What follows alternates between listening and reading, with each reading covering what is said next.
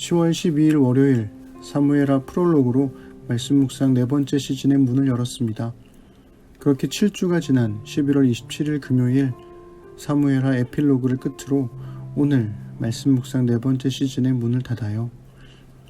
매일 사무엘하 말씀 묵상을 들으신 분도 계시고 한번 흐름을 놓친 후에 다시 듣지 못하게 된 분도 계십니다. 혼자 하기 힘든 마음에 사무엘하 통독 모임을 시작한 분도 있고 심지어는 성경과 함께 김구원 교수님의 사무엘하 책을 사서 완독하신 분도 계시죠. 다양한 사람들이 다양한 방법으로 하나님의 성경 말씀을 읽어낸다는 소식들이 참 감사했습니다. 비록 몸은 떨어져 있으나 하나님의 말씀으로 꽁꽁 묶인 것 같은 단단한 결속, 그 결속이 위태위태한 저의 하루를 견딜 수 있게 해준 힘이 아닐까 하는 생각도 들어요. 어제로 사무엘하 24장까지 다 읽었는데 왜 굳이 또 이런 에필로그를 하나 싶죠? 아쉬워서 그래요. 아쉬워서. 이렇게라도 매일 닿았던 마음의 줄 하나가 이제 툭 하고 끊어지지 않았으면 하는 그런 아쉬움. 그리고 말씀 묵상에서 미처 말하지 못했던 다윗과 그의 하나님에 대한 고민을 나누고 싶기도 했고요. 저에게 다윗은 애증의 인물입니다. 목회자로 첫 설교를 했던 게 다윗의 이야기를 담고 있는 사무엘서였을 정도로 다윗을 참 좋아했는데요. 시간이 지날수록 다윗에 대한 정말 많은 고민을 하게 되더라고요. 특히 사무엘하의 후반부로 갈수록 다윗의 잘못에도 불구하고 유독 다윗에게만 또 다른 기회가 주어지는 것 같은 이야기는 아마도 우리 시대의 불공정에 관한 담론에 비추어 볼 때 불편하게 읽혔던 것 같습니다. 무슨 얘기냐면 말이죠. 예전에는 나를 다윗과 일치시켜서 내가 비록 실수와 잘못을 하더라도 하나님께서 나를 사랑하셔서 용서해 주시고 또 다른 기회를 주시는 것을 당연하게 생각했었어요. 그런데 다윗의 욕정 때문에 희생된 우리야, 다윗의 편애 때문에 희생된 다말, 다윗의 완고함 때문에 반란을 일으킬 수밖에 없었던 압살롬과 같은 이들을 생각해보면 왜 유독 다윗에게만 용서와 회복의 기회가 주어지는 것일까 하는 불편한 질문이 생기더군요.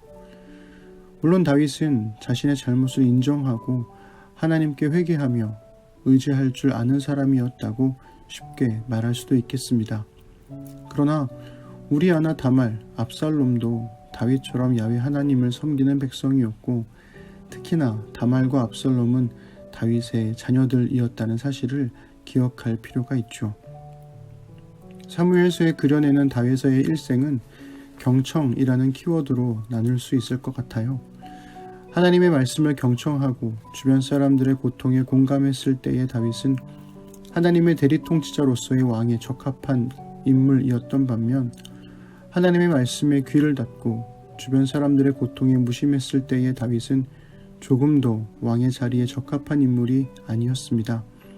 그래서 저는 이렇게 생각하게 됐어요. 왕이 될 때까지의 다윗은 하나님께서 세워주셨지만 왕이 된 이후의 다윗은 자신이 고집스럽게 왕의 자리를 틀어쥐고 있었던 게 아닐까.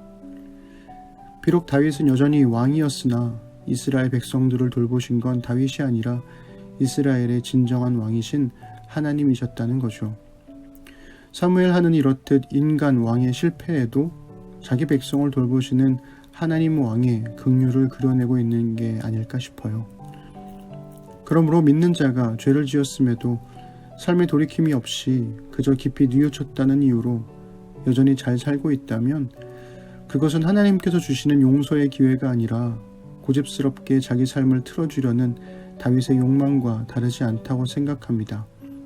겉으로는 왕처럼 보이지만 실제로는 폐위된 거나 다름없는 다윗처럼 말이죠. 마찬가지로 한국교회가 진정한 변화가 없이 회개했다는 이유로 여전히 그 힘을 과시하며 존재한다면 그 또한 하나님께서 주시는 용서의 기회가 아니라 고집스럽게 자기의 권력을 틀어주려는 다윗의 욕망과 다르지 않을 겁니다. 한병철의 타자의 추방에 있던 글로 사무엘하를 시작했으니 마지막도 그의 글로 마무리하면 어떨까 싶어요. 그는 디지털 소통이라는 현실을 진정한 관계는 없고 피상적인 연결만 있다고 지적하죠. 그러면서 한병철 교수님은 이렇게 말합니다. 친근함과 경청이 없으면 공동체도 형성되지 않는다. 공동체는 경청하는 집단이다. 교회라는 공동체는 경청하는 집단입니다. 위로는 하나님의 말씀을 경청하고 아래로는 이 세상에 함께 살아가는 사람들의 고통 소리를 경청해야 하는 거죠. 말씀 묵상이 심는 사람들의 경청에 도움이 되었길 소망합니다. 2021년의 사순절 말씀 묵상으로 다시 만날 때까지 부디 건강히 심는 사람들로 살아가 주세요.